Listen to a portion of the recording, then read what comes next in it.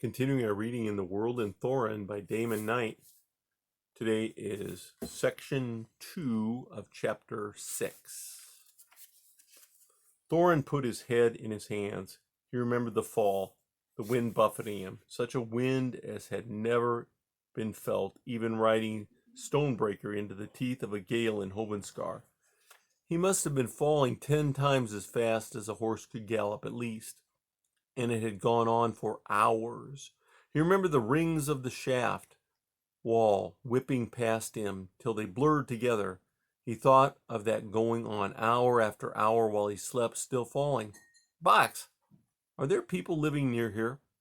Yes. Which is the best way to get to them?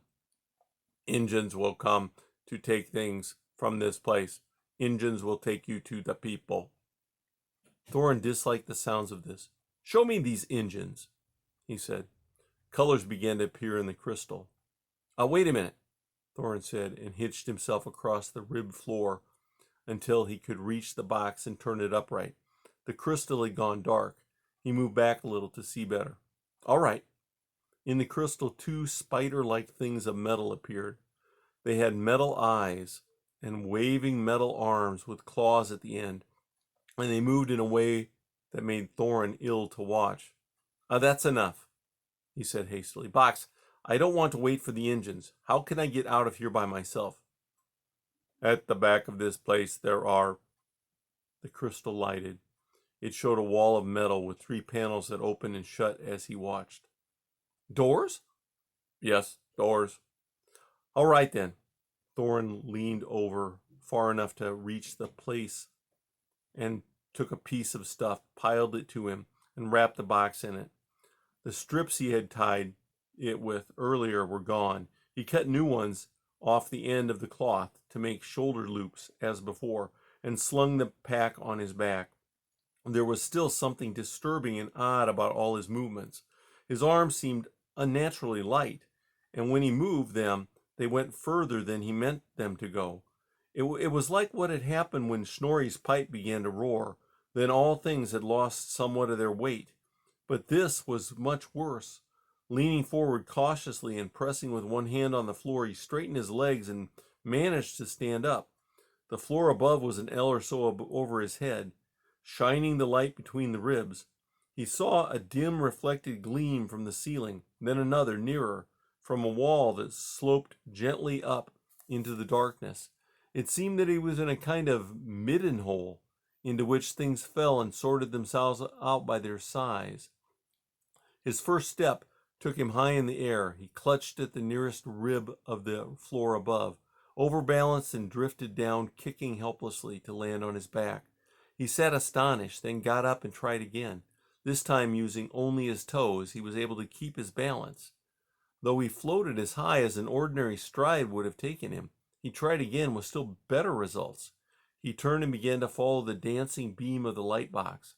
After a stride or two, he realized that the floor sloped gently downward toward the rear of the chamber. Probably that accounted for part of his trouble in learning to stand up and walk. Ahead, something gleamed out of the darkness. It was an upright surface, formed of metal ribs set crosswise to each other like the floor he walked on.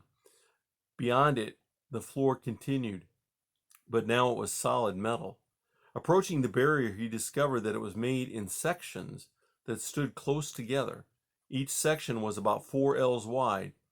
There was no door to be seen, although he turned left and followed the barrier until it met the wall of the chamber, then right to the opposite wall. As he turned back to the middle again, his eye was caught by a spark of red fire below, then 2 more, of a greenish hue, a little distance away. He turned his light beam on them as well as he could through the ribs of the floor, and thought they were his lost jewels, but he could not be sure, nor could he see any means of getting them. He turned to the barrier, and this time examined the nearest section to see how it was made fast to the floor. He found it was held only by 3 metal contrivances that curved over the bottom rib and were fixed to the floor on the other side. Putting his hand between the ribs, he fumbled at one of them, and finding a handle, pressed it, upon which the contrivance sprang back and released the rib. He did the same with the other 2, and now felt the barrier loose in his hands at the bottom, though it was still fixed at the top. He pressed against it, and it swung up easily. Crouching there with one hand holding the barrier over his head, he swung the light beam back and forth over the floor. The floor ended a few ells in front of him. Beyond was blackness. The feel of the air on his face, the timbre of the few sounds he made, spoke of a vast, empty space. He let the barrier down softly and fell to examining the floor around him. It was really a sort of platform, and above him there was another of the same dull brownish metal, which seemed to extend further out than this one. There was a light coating of dust on the floor. Under it he could see scuff marks as if something had been dragged toward the edge of the platform. He thought of the spidery engines the box had shown him. By the look of the floor, he thought the engines had not been here a long time, but perhaps they only came when something fell into the chamber. He held his breath and listened, staring at the blackness that filled the space above the platform. He stood on, and the one above. He began to be uneasy about his light and capped the end of the box. But that was worse. Now the blackness swelled forward to touch his face. With the light box uncapped again, but shielding it with his fingers, he followed the barrier until he reached the wall.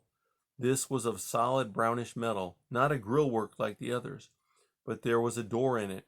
It was not quite like the doors the box had shown him. He fumbled with the handle until he discovered how it worked and slid the door open. Inside was more blackness, in which his light beam picked out a few ambiguous shapes, a wall and a ceiling. And that's the end of section 2.